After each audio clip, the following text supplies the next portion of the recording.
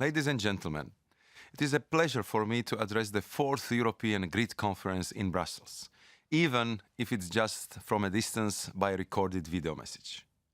The energy sector, and in particular the electricity sector, faced a great number of challenges. I am convinced that change will accelerate and happen much faster in the next years and decades than ever in the past. The deployment of smart grids, smart meters, the increasing possibilities for individual home energy management, increasing energy efficiency in transport, in buildings or electric devices, new concepts in our cities for urban mobility and energy consumption, or the production of electricity even by individual households. Technology and innovation will be main drivers for change and provide new possibilities to empower consumers.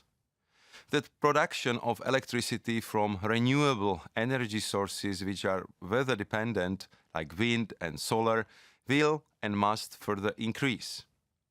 The European Union has committed to ambitious targets in this area. At least 27% of our energy shall come from renewable energy sources by 2030.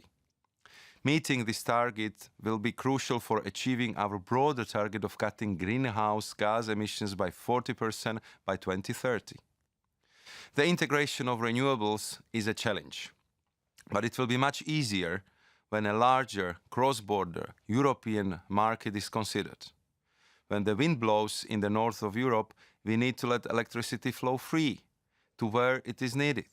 And instead of seeking national suboptimal solutions, we must embrace options of European collaboration, which will enable the integration of renewable energy at much lower costs.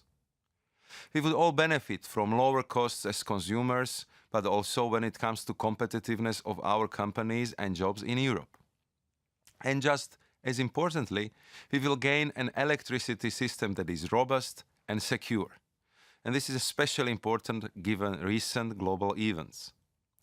This upgrade to our electricity grid will mean reinforcing existing and building new infrastructure. The idea of the upgrade is usually supported by a large majority, but the concrete implementation of a project is often very controversial. Therefore, the practical planning and implementation of this must be done in a way which is very inclusive. Citizens must be brought into the decision-making process. They must be able to express their views as early as possible in the process and are entitled to effective responses. The structure and work of Renewable Grid Initiative is therefore more important than ever if we want to manage the challenges ahead of us. Its coalition of NGOs and electricity grid operators can help to achieve the efficient, sustainable, clean and socially accepted development of the European network infrastructure for both decentralized and large-scale renewable energies. And this is what we need. President Juncker and this new Commission have made the creation of a European Energy Union with a forward-looking climate policy one of their priorities. In order to meet the energy challenges in an effective, sustainable and affordable way, we need to address them not only at national, regional and local level, but also at a European level. 14 commissioners from even more different policies areas have started to work closely together to address the issue from all its angles. Energy is everywhere, and if we want to address the challenges, many different policies have to contribute. You have seen, for example, that energy infrastructure, renewables and energy efficiency are among the priority areas of the €315 billion investment plan that the Commission presented in December. These areas are also reflected in the 5 dimensions of the Energy Union, which are all closely linked to each other. Firstly, we have to ensure the security of our energy supplies. 2 principles will help us to achieve that: solidarity and trust within the European Union, and when the European Union acts on the global stage. Secondly, we must build a well-functioning and fully integrated internal market. And thirdly, we need to moderate energy demand, notably through tapping into the potential of energy efficiency.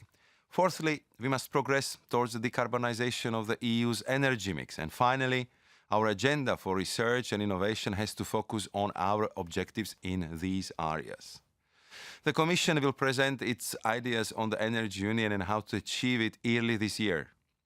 The technological progress and the trend to citizens' empowerment, which are issues of your conference, will no doubt be reflected there. I wish you a successful conference and interesting and stimulating debates. Thank you.